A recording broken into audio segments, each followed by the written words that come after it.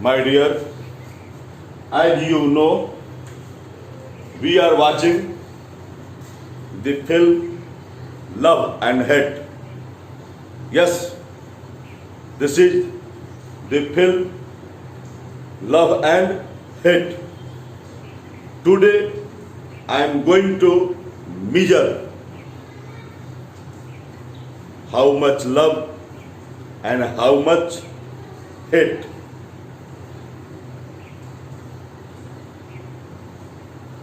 ये आम जिंदगी में जब किसी दो घृणा करने वाले या दो लव करने वाले से पूछा जाता है कितना कितना लव करते हो, तो उनका जवाब कोई अटपटा सा सीधा सीधे नहीं होती।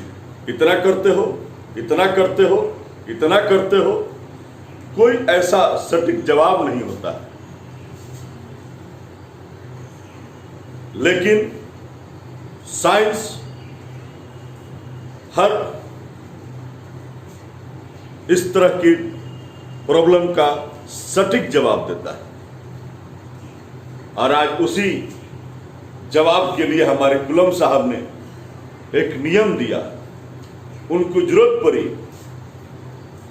क्योंकि कहने वाले कहते थे कि कितना है, कितना उसका मैग्नीट्यूड होगा उस लव या हेट का, ये पता नहीं। इन्होंने बताया कि कब बढ़ता है, कब घट सकता है, कितना हो सकता है। इसी बात का जवाब कुलम साहब ने दिया, और देखते हैं वो क्या कहते हैं। कहते हैं यदि दो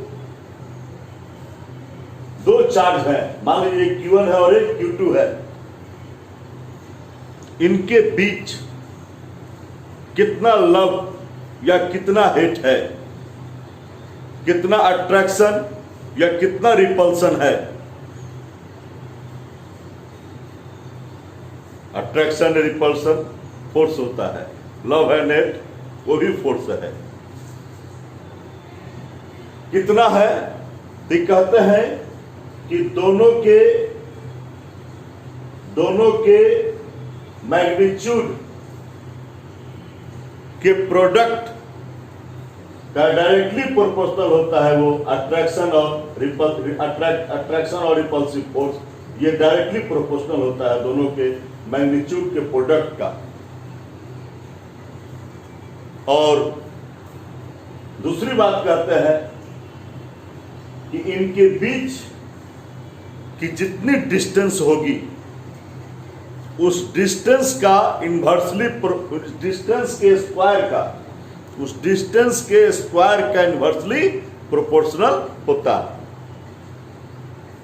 डायरेक्टली प्रोपोर्शनल का मतलब होता है कि अगर इनका मैग्नीट्यूड ज्यादा होगा तो ये ज्यादा होंगे। इन्वर्सली का मतलब होता है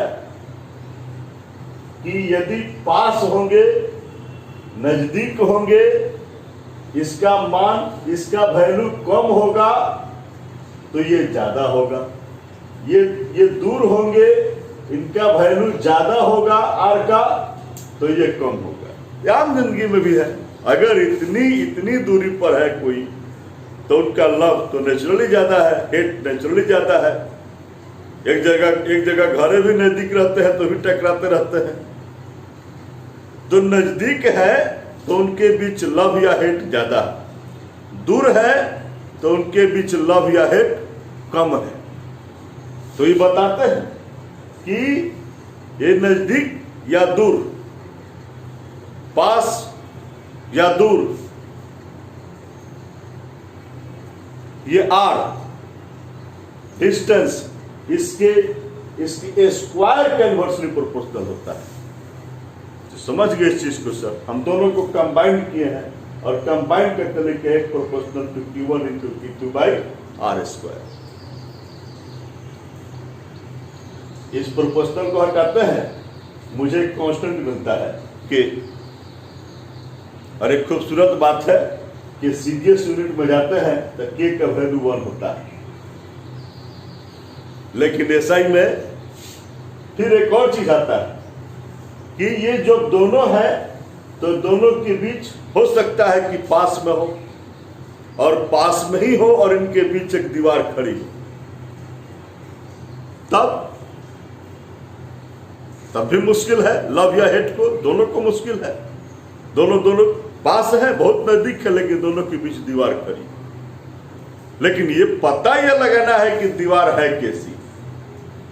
अगर कांच की है, ग्लास की है, तब तो दोनों एक दूसरे को देख तो कम से कम रहे हैं।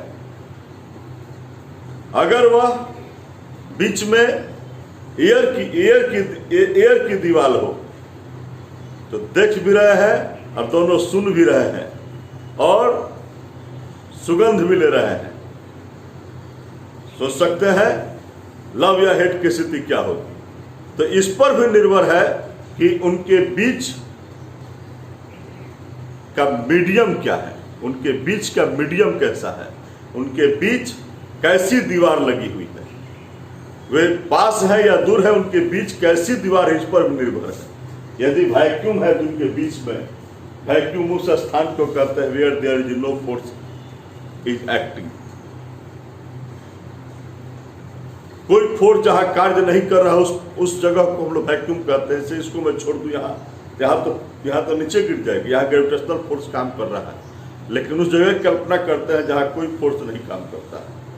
तो वैक्यूम कुछ नहीं है बीच में, कोई नहीं है बीच में, इनके कोई दीवार नहीं है, तो वहां पर इन दोनों के बीच जो ये प्रोपोर्शनल हटाते हैं, जो के देखते हो, तो के का वैल्यू हो जाता है 1/4 पाई एप्सिलॉन नॉट लिखे हैं।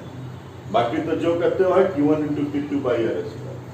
लेकिन मीडियम में जाते हैं तो मीडियम में यही हो जाता है, कोई माध्यम ले लो, कोई बीच में ग्लास है या जो है वाटर है। मान लो कि नदी के दो तीरों पर आप खड़े हैं, बीच में पानी है, अंदाजा लीजिए लव हेट कितना होगा। तो मीडियम को बीच में दिया जाता है, तब इसका के का वैल्यू हो जाता है 1/4 पाई एप्सिलॉन। इस एप्सिलॉन नॉट और एप्सिलॉन की मैं चर्चा आगे बहुत विस्तृत करूंगा, यहां सिर्फ मैंने उसका नजारा छोटा सा दिखा दिया है कि एप्सिलॉन नॉट क्या है, एब्सोल्यूट परमिटिविटी ऑफ वैक्यूम है, और एप्सिलॉन क्या है, एब्सोल्यूट परमिटिविटी ऑफ मीडियम है। यही बताइए, एप्सिलॉन एब्सोल्यूट परमिटिव मीडियम है और epsilon not absolute permittivity vacuum है। इसका मैंने टोटल का मान मैंने दिया है 1/4 पाई एप्सिलॉन नॉट का मैंने वैल्यू लिखा है 9 × 10⁹ न्यूटन मीटर स्क्वायर पर कूलम स्क्वायर। बहुत बार इसकी यूनिट भी पूछ सकता है। और एप्सिलॉन नॉट का मान वैल्यू मैंने लिखा है 8.85 × 10⁻⁻12 कूलम स्क्वायर पर न्यूटन पर मीटर स्क्वायर मैंने यहां पर लिख दिया है। ये यहां से जो है सो कि वैक्यूम और मीडियम में मैंने फोर्स का वैल्यू निकाल दिया है।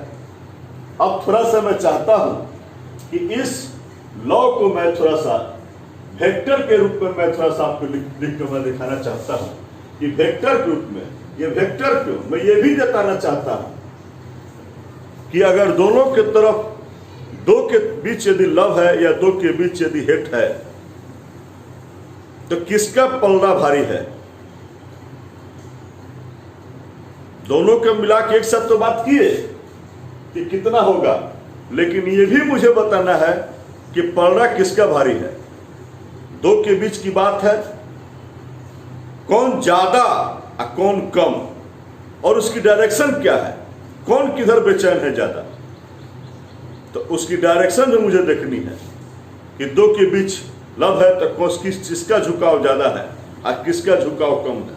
ये भी खोल कर निकालता है साइंस, वहां तक पहुंचता है साइंस, तो हम उसको भी देखते हैं। तो उसी को वेक्टर के रूप में मैं यहां दिखाना चाहता हूं। तो ये मैंने लिखा है F12, इसका मतलब हुआ कि force on Q1 due to Q2 के चलते इस पर कितना लगता है मैं जानना चाहता हूं, इसके चलते इस पर कितना लगता है इसको मैं देखना चाहता हूं। और इस दिशा को मैं ऐसे दिखा सकता हूं F12 1 पर 2 के द्वारा। अगर इस पर लगाते हैं इस पर, तो इसको ऐसे लिखेंगे F21 2 पर 1 के द्वारा मैं बता सकता हूं। तो F12 मैंने लिखा है, देखिएगा। लेकिन यहाँ जो हमने लिखा, आप कहें कि हाँ वो F12 लिखे हैं सर, और यहाँ R21 हो गया। हाँ, जब इसको ऐसे लिखेगा तो यहाँ जरूर पलट दीजिएगा। अब विस्तृत चर्चा इसका मैं यहाँ नहीं करना चाहता, क्योंकि जब हम लोग वेक्टर पढ़ेंगे तो डिटेल जानेंगे इसके बारे में, वेक्टर चैप्टर में। लेकिन इतने जाने, इसको उलट दीजिए 21, और इसको लिखे हैं कि है यूनिट वेक्टर। यूनिट का मतलब होता है 1, तो 1 से कहीं गुना कर दीजिए, भाग दीजिए, कोई दिक्कत की बात नहीं है। तो यूनिट वेक्टर इसीलिए मैं कि एकांक सदिश यूनिट वेक्टर से मैं यहाँ मल्टीप्लाई किया हूँ, और यूनिट वेक्टर का मतलब मैं समझा दूं थोड़ा सा, तब मैं आगे बढ़ना चाहता हूं। यूनिट वेक्टर, मान लीजिए कि कोई सदिश है, कोई वेक्टर है, और ये वेक्टर ये है, मान लीजिए कि कोई शंकराचार्य, ये बेचारे बूढ़े हो गए, जब गुजरने लगे तो इनके 2 शिष्य थे। इन्होंने दोनों शिष्यों को बुलाया और एक को कहा कि उसे कि आप मेरी, अब तो जाने का समय आ गया, आप मेरी जो लेना चाहते हैं ले लीजिए। मेरे पास 2 चीजें, एक तरफ मेरी पूरी संपत्ति है और एक तरफ मेरी ये छतरी है, जो चांदी वाली छतरी है। एक शिष्य उनका पूरी संपत्ति लेता है और एक शिष्य कहता है कि अपनी छतरी दे दीजिए। छतरी तो लिया, लेकिन आधुनिक युग का शंकराचार्य था, उसने उसको कैप बना दिया, छतरी को कैप बना दिया। और यही शिष्य जो छतरी को कैप बना लिया, इसी को यूनिट वेक्टर कहते हैं। कि एक कैप बराबर कितना, तो A बाई A लिख दिए, देख रहा है ना। तो यूनिट वेक्टर का मतलब यही होता है, और मैंने यहाँ पर क्लियर समझ लिया है। और इसी प्रकार से इसको मैं लिखा हूं कि R21 यदि यूनिट वेक्टर है, ये यूनिट वेक्टर है, तो हम लोग इसको कैसे लिखेंगे, R21 बाई R21। देख रहे हैं, इसमें वेक्टर का चिन्ह इस पर नहीं है, यही मैंने काम यहाँ पर किया, देख रहे हैं। तो ये डिस्टेंस के भी, तो इसको और इसको मिलाते हैं हम लोग, तो ये Q हो जाता है, और ये तो ऐसे है जो का तो पड़ा हुआ है। फिर हम इसको भी तोड़ कर लिखना चाहते हैं, तो कैसे, R2 vector minus R1 vector, ये ब्रैकेट में लिखे हुए हैं। इनको भी मैंने R2 माइनस R1 कर दिया, वेक्टर का चिन्ह दिया, लेकिन वेक्टर का चिन्ह देने के बाद साथ दोनों तरफ डंडा खड़ा कर दिए। ये डंडा क्या बतलाता है, इसको मॉडुलस पढ़ते हैं। ये मॉडुलस क्या बताता है, अरे इसको भले तक तीर का चिन्ह दे दिया है यार, लेकिन ये वेक्टर नहीं है, ये तो स्केलर है। इसको याद दिलाने के लिए हमने दोनों तरफ से खंभा लगा दिया है, और इसी को मॉडुलस कहते हैं। तो इसका मैंने इसी तरह से यूज कर लिया है। बस हमको लिखने आ गया सर, हमने कूलम लॉ को वेक्टर के ऊपर दर्शा दिया, और हम दिशा इससे दिखा सकते हैं, एक्शन दिखा सकते हैं इससे सर। सिमिलरली इसके लिए भी चलते हैं F21 के लिए, फिर वही बात यहाँ जो लिखी है ठीक उलट कर लिखी है। फिर तो जो प्रोसेस वहां बताया उसी प्रोसेस के साथ चलेगी। ये डंडा लगा हुआ है, बता रहा है कि ये वेक्टर का चिन्ह उस पर है ऊपर, लेकिन ये वेक्टर नहीं है, ये मॉडुलस है, ठीक है ना, ये स्केलर है, ठीक। तो हम लोग जान गए कि कैसे हम लोग वेक्टर के ऊपर कूलम्स के लॉ को हम लोग लिख सकते हैं, ये आज हम लोग पहचान लिए और कूलम के लॉ को जान लिए। आइए इन पर आधारित कुछ हम लोग क्वेश्चंस को देखते हैं। अब इस प्रॉब्लम को देखिए, ये 2 चार्ज है, 2 चार्ज, एक का वैल्यू 1 कूलम, दूसरे का वैल्यू भी 1 कूलम, और ये दोनों 1 मीटर की दूरी पर है। और ये पूछते हैं भैया दुनिया जमाने से कि बता दो कि हम लोगों के बीच कितना लव है या कितना हिट है। ये दुनिया जमाने से पूछते हैं, कोई दिक्कत की बात नहीं। हमारे कूलम साहब है ना, इनको वैक्यूम में रखा गया है, ध्यान रखिएगा वैक्यूम में रखा गया है इनको।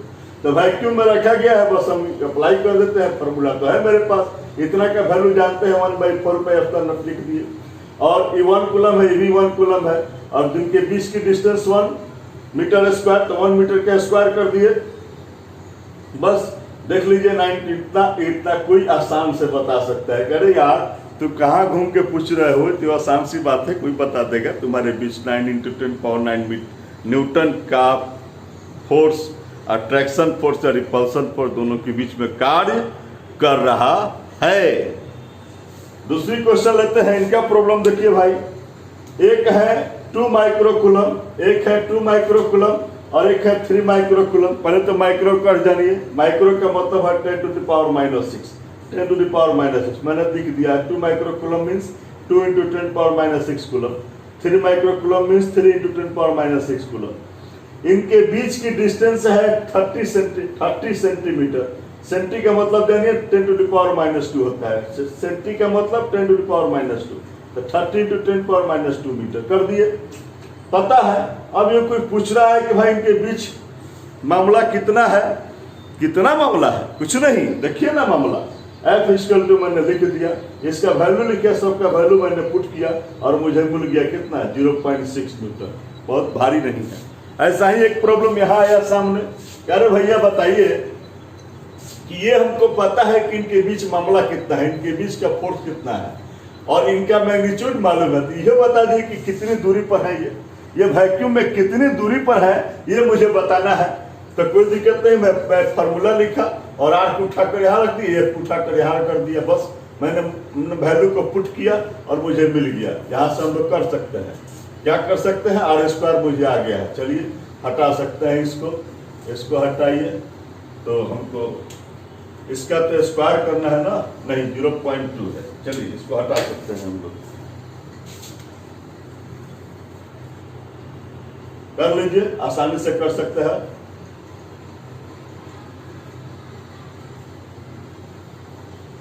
निकाल सकते हैं, आर स्क्वायर निकाल लीजिए, आर का रूट कर लीजिए, आपको निकल जाएगा, एकदम आसानी से निकल जाएगा। चलिए अगला क्वेश्चन है मेरे पास कि एक इलेक्ट्रॉन है और एक प्रोटॉन है, ठीक है। अब आदमी की कह कि किसके किसके बीच की मामला है, इनको वैक्यूम में रखते हैं, ठीक है ना। तो डिस्टेंस इसका 1.6 सेंटीमीटर है, 1.6 सेंटीमीटर पर इसको हम रखे हुए हैं, ठीक है। चलिए देखते हैं यहाँ पर यहाँ की हालात कितनी है, देखिएगा पूरा कर लिए, ये कट जाता है, ये कट जाता है। चलिए आराम से हमको मिल गया इनके बीच की डिस्टेंस दिया हुआ है 16 सेंटीमीटर है, मैंने उसी को 1.6 सेंटीमीटर है, 1.6 सेंटीमीटर है, बस उसी को मैंने कर लिया और रख दिया। इलेक्ट्रॉन का हमको चार्ज मालूम है कितना होता है, प्रोटॉन का चार्ज हमने लिख दिया, मालूम है, क्वेश्चन लिखा नहीं है लेकिन मुझे पता है कि इलेक्ट्रॉन का चार्ज कितना होता है, प्रोटॉन का चार्ज कितना होता है, मैंने रख लिया, कैलकुलेट किया, मुझे आसानी से मिल गया कि इनके बीच कितना का। हाँ, एक और चीज पूछ रहा है इसमें, नेचर क्या होगा, इलेक्ट्रॉन पर कौन सा चार्ज होता है, नेगेटिव, और प्रोटॉन पर कौन सा चार्ज होता है, पॉजिटिव। तो प्लस और माइनस होगा तो दोनों के बीच में क्या होगा, रिपल्सन, नहीं सर, प्लस या माइनस होगा तो दोनों के बीच में होगा अट्रैक्शन। तो फोर्स का नेचर क्या है, तो फोर्स का नेचर होगा अट्रैक्टिव, फोर्स का नेचर होगा अट्रैक्टिव, दोनों में लव होगा, हेट नहीं होगा। क्लियर हो गया। इस तरह से सर हमने बहुत सारे सवाल को भी देख लिया। कूलम्ब्स लॉ बहुत अच्छी तरह से समझ गए। कूलम्ब्स लॉ है क्या, Coulomb's law is nothing, it is only the measurement of how much love and how much hate, इतना ही बताता है।